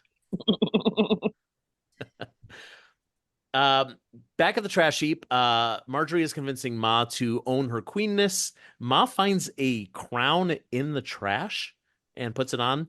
First of all, I Yeah. don't recommend putting garbage on your head, but whatever, I'm not a Gorg. Second of all, I guess because it's in her trash, that means it used to be hers or something like that. It was made of like spoons and forks and things that you would find in the garbage. It Oh, almost looked like something that that maybe Junior had created and played with, is what I believed, sure. because it was Yeah. all intact. It wasn't like, she built it in the moment. I She's like, "Oh, I what is would have ooh." guessed like maybe Philo and Gunge made it for Marjorie, but that would have been way too big for Marjorie. That would have been like a belt for her. Oh yeah, yeah, for sure. Or a corset. Right. Appeared with Marjorie and the boys before. There was the spaghetti sweaters. So Oh, Oh, that's true. Yeah. it could just be a craft experience. And sometimes when you're trying a new form, you don't always get the size right. That's a really great observation. I'll throw out one more, and it's because Marjorie is all knowing. mhm. She knew this was going to happen. She may have had Mm. a crown ready for when Ma shows up, Yeah, she right? put the rats to task, Yeah. and yeah, created this beautiful. It was actually really pretty. I really liked that crown. It was nice. You need a human-sized replica to take home Oh with my you. God, wouldn't that be great? Yeah. Well, you got forks. Yeah, you could put something together. Project. Just to wear it around town. Yeah. It You happened. could be that lady wearing a fork crown. Yeah. No one's gonna mess with you. No one's gonna mess with the Especially not fork here in queen. San Francisco. Here in San Exactly. Francisco, everything goes. So this is where we get that song, Be a Queen, we were just discussing. And during the song, Ma kind of has this fantasy moment where the Gorg's castle is like all decked out, and Junior and Pa are like welcoming her home, and they're throwing flowers for her. And Philo and Gunge are there, and they're wearing these like little royal outfits. I don't know how to describe them. They're adorable. Um, and Ma has a scepter, which I think if I saw it right, it's got like a gilded radish on top. Mhm, mhm. Back underground, the Fraggles are so grateful that they met the Lost Fraggles after that dust storm. Leader says that the Lost Fraggles' ancestors fled from a dust storm as well, which is how they ended up underground. And when they fled underground, they also lost their favorite food, which I know when I talk about a disaster that leads to like people who have had to like leave their homes, the first thing you think is, oh, but that food that we used to have. That was so good. That's really like the top like two things. We lost our old home, and there was Oh, this one thing that we used to eat all the time. It was good. yeah. No, I come from a Oh, family that goes on vacation. Like we'd go on vacation when I was little and come back and go, yeah, it was nice. We had this really tasty dessert at this place. So I can resonate with the concept of the food as central. No, that's true. That is true. And also food is very important to the Fraggles. And I will admit, like, there are certain places in this world where, like, if you're like, oh, I went to Paris, it's like, yeah, blah, blah, blah. I saw the Louvre. But have you ever had a baguette? Whoa. Had lasagna in Italy. It's Yeah, it's a different experience, man. So it's true. It's true. left Italy, having that lasagna anymore. It's just not happening. It's true. And it makes me think that the radishes that are grown in the Gorg's garden, I bet they taste way better than our radishes. I bet they taste real good. Oh, for sure. Yeah. Right? Yep. Not spicy, not woody, like little spicy, but not. Yeah. Do you think there's like a little bit of spice in them? Like You know, is that like that little like that tingle that a radish. Like, when you Oh, I see bite a what you're radish. saying. Yeah. I thought you were saying like they come with, like, I don't know, they grow them with paprika already baked Oh into no, them or something. Yeah, no, that makes more sense. Yes, the radish spice. hobby-ish. Yeah. Right. Anyway, um, they obviously loved radishes so much that they made a statue to commemorate the radish. And as they unveil this little statue, Wembley throws himself in front of it, but right behind him is a giant radish statue because, as Leader says, the little one was just the model that they used to make the big one. And so now Gobo knows that Uncle Matt's story about discovering radishes, it was all bull. As if we could have trusted Traveling Matt anyway, but maybe Gobo doesn't know that. Um, and he's not mad. He's just disappointed. He just wanted to know the whole story. And the Lost Fraggles, like, kind of, this is also one of my favorite things in this episode because this prop is so cool. The Lost Fraggles tell the story of how the Gorgs used this chemical and destroyed the radishes, created the dust storm. They all flee underground, and they're doing it like with this hand cranked, hand drawn tableau. It's like on like a big piece of fabric. I don't really know how to describe it, but hopefully you've seen the episode, you know what it looks like. And what a great prop that is. Like, it's a really cool looking thing. I love the art style too. This Yeah. Lost Fraggle art with these kind of little stick figure Fraggles. It's very good. Dan's puppet arm popped off at one point when we were filming that. Dan was cranking the thing. The one cranking, going, and I'm doing the speech as Leader, and all of a sudden I hear Dan go, ah! And I just thought he was just, enjoying his character to the fullest and thought it would be cool to scream in the middle of my monologue. So I was kind of like mildly offended for a second, and then yeah, what a character choice you made there, Dan. It's like, no, my arm. It's not it's not anyway. Maybe Lost Fraggles, they have detachable limbs. Maybe that's just one of the many ways that make them different from regular Fraggles. And they grow them back instantly, like lizards. Yes. Right. Yes. So they tell the story, and apparently before they fled underground, they planted some radish seeds with some compost as an act of hope. So as we've learned here, like something happens in between when they planted those seeds and when the Gorg started harvesting them. But they're responsible for there still being radishes up above ground.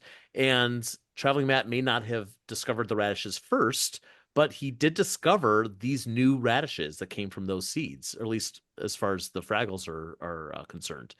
I guess the Gorgs technically would have discovered them beforehand, but we're nitpicking. The word discover is a little we're a little loose with the definition there. Mm-hmm. Yeah, I like to tell people this for that is the episode about capitalism, and this is the episode about colonialism. Yeah.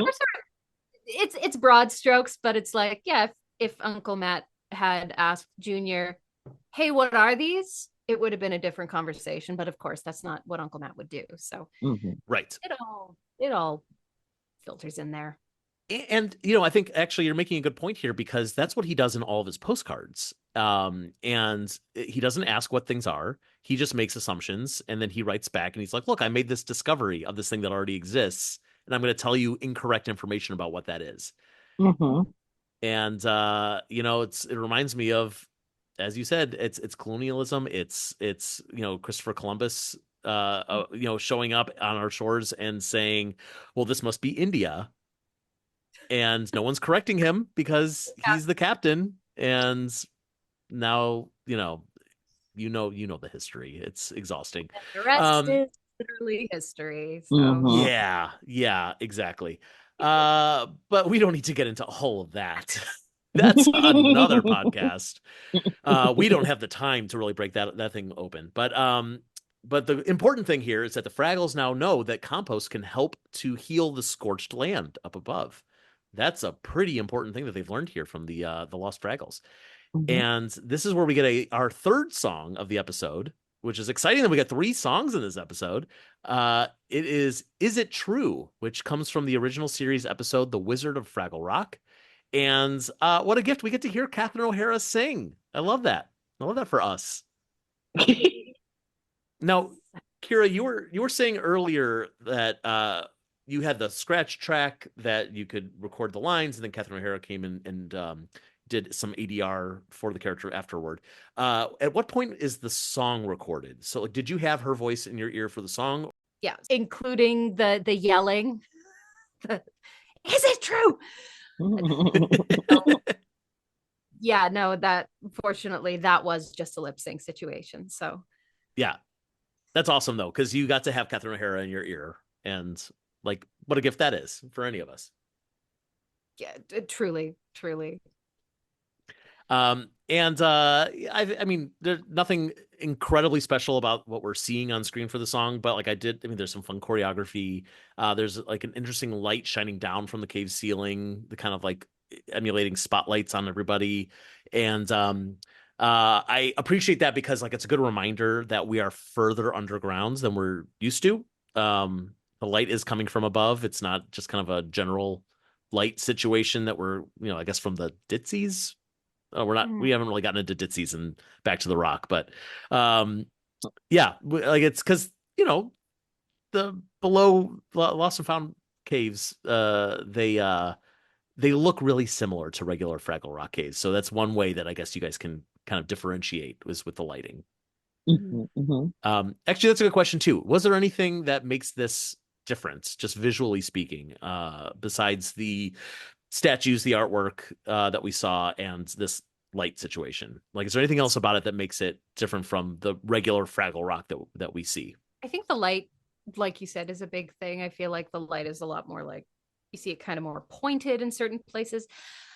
I don't know if this is true or if I'm just imagining it. Everything feels more kind of like light brown and dusty, Yeah, except for the mushroom garden, which is, necessarily darker, um, more moist. It's like all the moisture from everywhere else went into growing these mushrooms. So that's Mhm. when I think about Lost Fraggle Rock. It has more of that, like kind of what you would imagine, I guess, if you were looking at, ancient Egyptian ruins or something. It's all tan, all those sort of sandy desert colors, and yeah. yeah, yeah, that makes sense. Yeah, and I feel like that would be the easiest way to kind of just tell the difference is just change the color palette a little bit, and Mhm. there you go. Um, Cool. and then one other thing about these Lost Fraggles, we've when the regular Fraggles, God, I don't know what to call them, our Fraggles, like Mhm. when they've found other Fraggle communities, it's like we've seen, the Murgles and the Kraggles, and then we've met Price, who comes from another community, that sort of thing.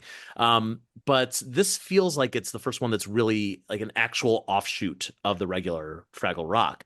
So are we assuming that there's even more of these like that like that there's all these other Fraggle communities that are just, if you just dig in the right place, if you just go through the right cave, then there could be any sorts of Fraggle communities that are just slightly different from the one that we're used to. Yeah, they're all like little hamlets, right? Yeah. Like, with just other types of, yeah, exactly, little communities that have their own rules and hierarchy and who knows? I mean, Yeah. yeah, I yeah. suppose the world is less globally connected than like silly creature world is, I think. Hmm. Yeah, Right. we've all found each other mostly at this point. Although I do still wonder whether there are still groups out there, that's like that have no human contact or no like contact with the outside world, I should say, because they're still humans, but not I don't know the proper term, but like yeah, there are that like the Amazon.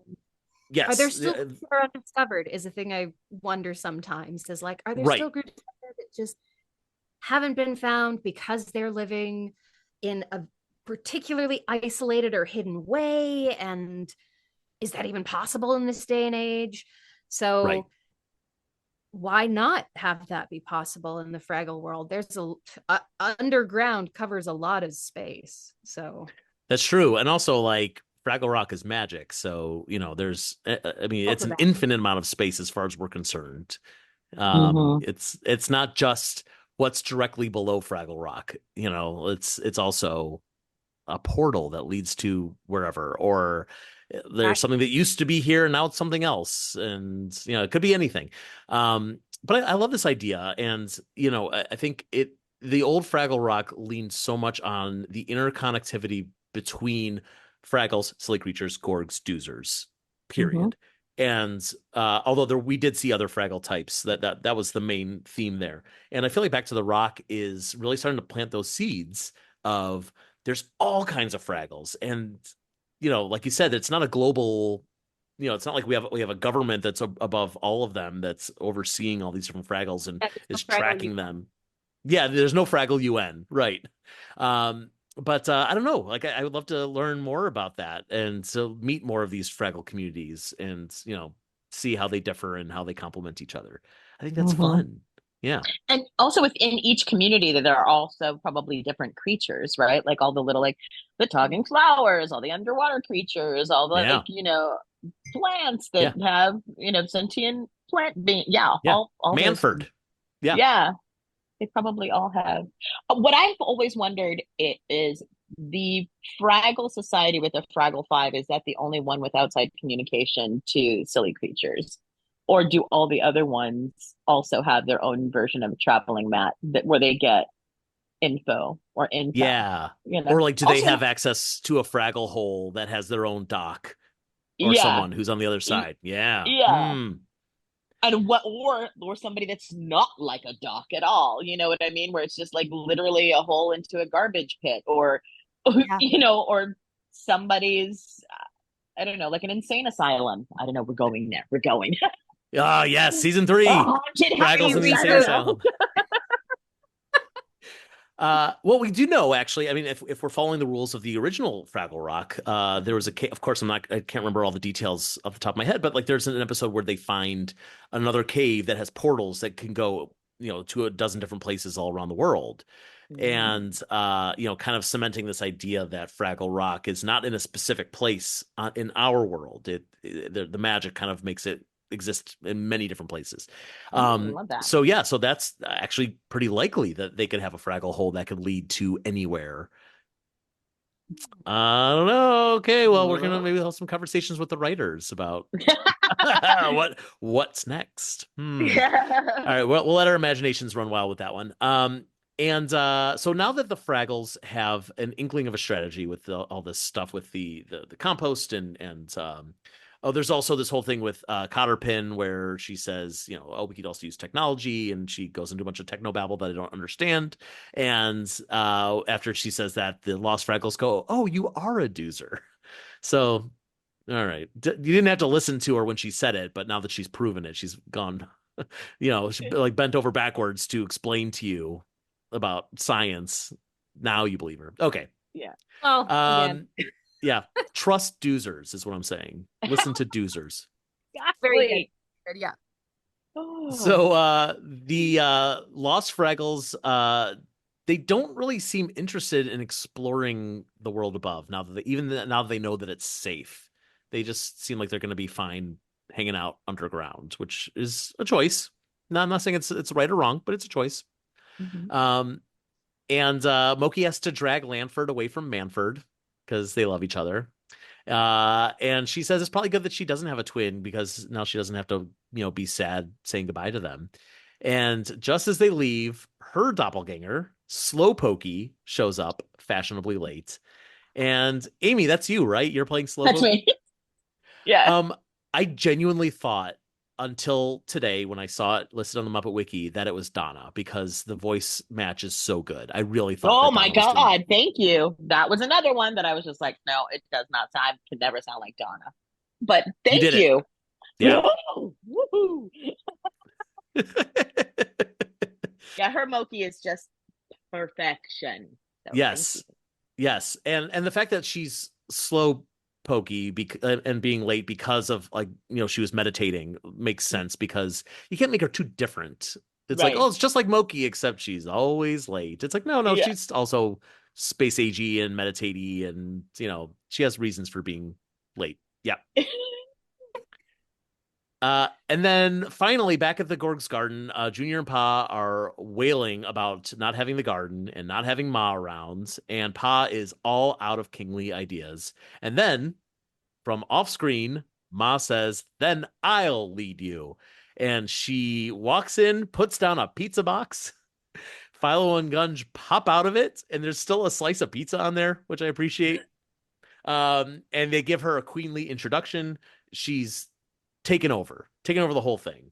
I love this. I love everything about this. I love the way that Ma has grown and she's taking control. She's really gonna cut Pa down a peg, which he desperately needs. And they got a problem they got to solve, and like he Yeah. wasn't up to the task. So this is great. I love everything about this. That's where our episode ends. This episode was a blast.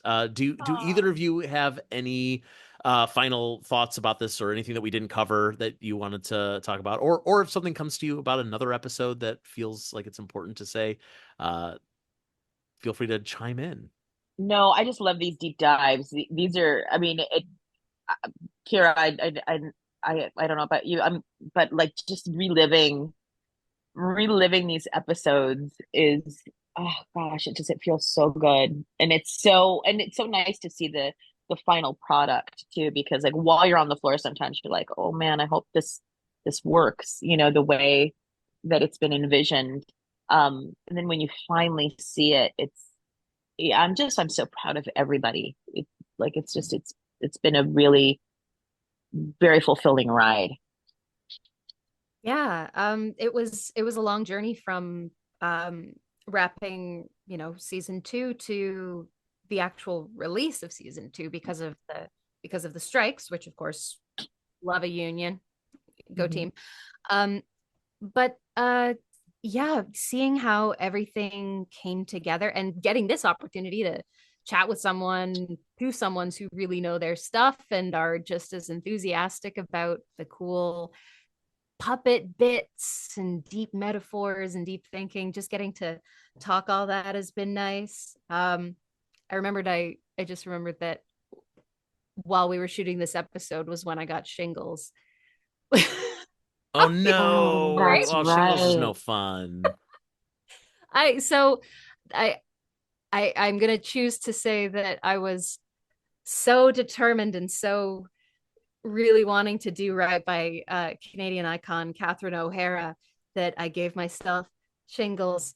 So, Catherine, I got shingles for you. Um, Yeah, say that. and also if you ever see me, because I didn't actually, we don't get to meet the voice stars necessarily, but Catherine, if you ever find yourself in Toronto and want to say hi, just look me up. We can hang out. Yeah, she's a dedicated listener to this podcast, Catherine O'Hara. So I'm sure she'll get your message. Closeted Fraggle fanatic Catherine O'Hara. Oh, You what if never though? know. You never know. Look, Catherine O'Hara, you're great.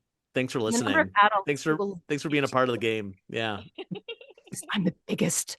I mean, I'm such a huge puppet fan. You have no idea. I love the Muppets and the Fraggles. Oh my gosh. They're ashamed of themselves. So it's possible. I'll hold out hope. You never know. I mean, look, I will say, like, you guys had Brett Goldstein on the show, who I think he only got this role because he would not shut up in interviews, but how much he loves the Muppets. Oh And like yeah. within the year, he made it onto Fraggle Rock, he made it onto Sesame Street, he did some live stuff with the Muppets. It's like everyone heard him. So like I think the moral here is if you're listening to this podcast and if you're a huge Muppet fan, but you're also a celebrity, just Yeah. just start talking about Other it. than- Just start saying out Yeah. loud. You know who's another one? We did an interview with Yvette Nicole Brown from Community and who is fantastic. And she's a huge Muppet fan. And we made sure that she got in contact with the people who she needed to get in contact with. And like she had already done Muppets Haunted Mansion, but like she's gonna be on Sesame Street, or if not already. And like just start saying it out loud. And I think all three, Muppets, Fraggles, and Sesame, like they want to work with celebrities. Oh, So like 100%. just Yeah. gotta make sure the right person hears you. Mm-hmm. Well, Aymee, you're the queen of manifestation. When I think of manifesting things and making them happen and knowing 800 ways to do that, I always think of you. So, yes, what would be your number one tip to a celebrity looking to manifest their Muppet dreams? Like, utilize the socials, but also manifest it into your water before you drink it. I want to work with Muppets, and then drink your water. That's the manifestation right there. And maybe light a candle. Do you just talk to your water? Is that it? Yeah, you have to. That's the whole thing? That's the secret? No, it is a thing. Apparently it is a thing. If you like, because water holds energy, and if you like speak positive, do it. Try it. Full moon thing too. You do like oh my goodness. Okay, I'm gonna try. I gotta think of something good to manifest in the full moon into my water. Every time you drink your water, just like say I would like to own a mansion one day, and then or whatever. I would like to meet Brett Goldstein. I would like. Would it work in chocolate milk? Yeah. It has to be water. I don't think chocolate milk holds the same amount of energy. Okay, but that doesn't mean I'm going to stop talking to my chocolate milk. Okay, you can talk to your chocolate milk. Yeah, I appreciate that. Yeah, thank you. So, Kira, Aymee, I have a question that we like to ask everybody at the end of our podcast. For each of you, how do you plan to make the world a little fragglier? I'm traveling a lot right now, so I do feel like traveling Matt in a lot of ways. And a lot of my career outside of puppetry has been about me traveling different places. So I've seen specifically the United States change a lot throughout the years, and watched a lot of communities struggle. And one thing that I'm really, really aware of right now is the unhoused, the people who don't have homes. And it's pretty much in every major city here in the States. And if I am trying to be more mindful of being as human as possible and help any way that I can when I get to these cities, whether that's literally just bringing an extra sandwich or like not throwing my clothing away, but folding it up, or even having a conversation and finding out what people need. I'm just one person, and I know that there are systems built in order to help a lot of people in a lot of these communities, but I feel like that's the biggest pain point in the US currently. I mean, there are more, obviously, but this is the one that I've noticed quite a bit lately. So I personally need to get a lot more involved than I already am. That's how I would like to make the world more fraggly. So, and I think it also falls into the whole storyline too, about reusing and recycling and being aware of our environment and our communities, and how, and the butterfly effect of this act of kindness can also perpetuate another act of kindness, and it will heal, I think, a lot of issues. just to help people get back on their feet. Yeah, That I think maybe that's that. great. Yeah, absolutely. No, it's important work, and like you said, you may feel like you're one person, but that's what it takes. You know, Mm-hmm. that's like it takes a lot of just one person's to make a Mm-hmm. difference, and that's how it starts. You have to be that person. Yeah. And it's you're building community. Yeah. That's the folks who, you might see asking for change near the grocery store. If you're seeing the same people all the time, they're your neighbor. That's Mm-hmm. true. Community, so they deserve, to be treated with kindness and respect, same as everyone. So Mm-hmm. I love that you highlighted that. Mm-hmm. Kira, how about you? How do you plan to make the world a little fragglier? Um, well, a thing I've been thinking about a lot recently is the relationship that we have with the planet and with our natural environment. I really like gardening. I really like, going out and learning more about the native plants in my area. I was just back home in my hometown of Yellowknife up north and revisiting the differences between like the native flora there and down here in Toronto where I currently live. And I read an incredible book called Braiding Sweetgrass by Robin Wall Kimmerer, who is a botanist and also a member of I believe it's the Potawatomi Nation, indigenous group in the States. And it's about the intersection of botany with indigenous wisdom and ways of knowing and the concept of the relationship with the land. And I sort of got into this stuff via the idea of like foraging, which feels very fraggly, like, oh, what's here? We're gonna, figure out a way to take just what we need from nature. And then I attended a talk about foraging, and someone pointed out that that's still a very like take mindset. And there's like, what great, you forage, you take from the land. Now, what are you giving back? And I was like, oh, Mm. yeah. And then I read Braiding Sweetgrass, and that's I think a lot of how we think about the natural world as humans in our current society is very disconnected. It's like, here's us and we're in our city and we're in our house or whatever. And then here's nature over there. And sometimes we do stuff. And often the attitude is maybe all the humans should just disappear and then nature would be better off without us. But what Kimmerer presented in her book is more of a reciprocal relationship, right? Humans are part of the ecosystem. We are part of the landscape. We've had a massive effect on it, right? And we're living in the oh gosh, what's the word? The Anthropocene, where it's basically a period of time where human development and building and the effect on the environment is creating massive changes in the global ecosystem. And recognizing that we're not a thing that has been plopped down into nature, but a thing that exists within nature. And how do we create more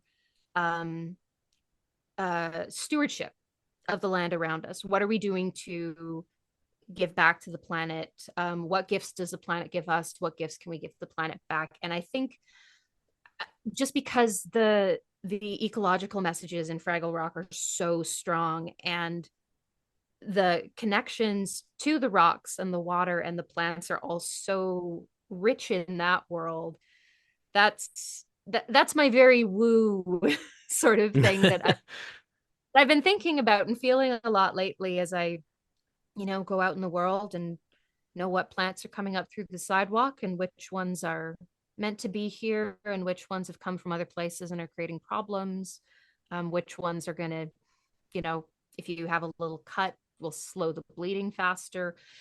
Just or even just learning the trees in your front yard. Somebody said I didn't get interested in this until I looked out my window and thought, I don't know what any of the trees in my front yard are. So even just that little bit of knowledge gets you so much more connected with the ecosystem that you live in, and starts to build a relationship between you and the planet rather than this siloed existence that we have. So I just ranted and rambled on that for a real long time. I'm so sorry. And I loved it. I loved it, Kira. And also it's like, as you were speaking on it, it's sort of like, wow, all that information has felt so gate kept to me, because like my only interaction with like produce, right, or things that grow are things that I can find in a supermarket. I don't know how to, like, I mean, I'm sure I can figure out how to plant a tomato by looking it up online, but the fact that we don't each sort of know and respect like the time it takes for that seed to turn into a plant, to then like turn into fruit that you can eat, and then, you know, get recycled and continue that process. We then tend to not care for the planet in general because we take zero responsibility in it. So, oh my God, I agreed with you 100%. And yeah, I would love to learn more about that as well, and literally dig my hands in the dirt and figure it all out. Literally, put your hands in some dirt, get to know some worms, touch a plant, not the ones that are going to irritate your skin, but touch a plant, learn which ones are irritating your skin. And right. Yeah, do read that book. Anyone who's interested, Robin Wall Kimmerer, Braiding Sweetgrass. I listened to the audiobook, which is like, it's like a 14-hour audiobook, but it's read by the author, and she has just the nicest voice. And I listened to it while I was gardening, and it was just the most like soul healing thing. So I love it. And I think it's also really important to know which plants are sentient and might, you know, be a Manford or a Lanford. Exactly. Critical part of the knowledge. Easily. Maybe the most important. Kira Hall, Aymee Garcia, thank you both so much for being here. Thank you so much for talking about this episode with us, and just for being such an important part of Fraggle Rock. It really is a better place because each of you are in it. Oh, that's so sweet. So thank you for all you've done. And again, thank you for being here on this podcast. It was a joy to get to talk to you both. Ditto, friend. This was amazing.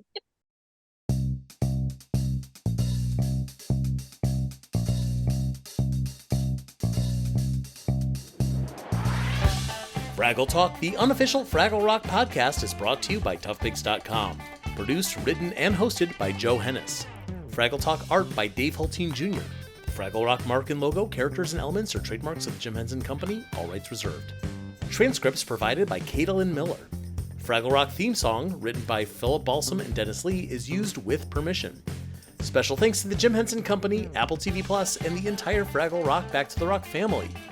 Be sure to follow Tough Pigs at Tough Pigs on all social media platforms, including Facebook, Twitter, Instagram, and TikTok, and please consider supporting us on Patreon or by buying merchandise on TeePublic.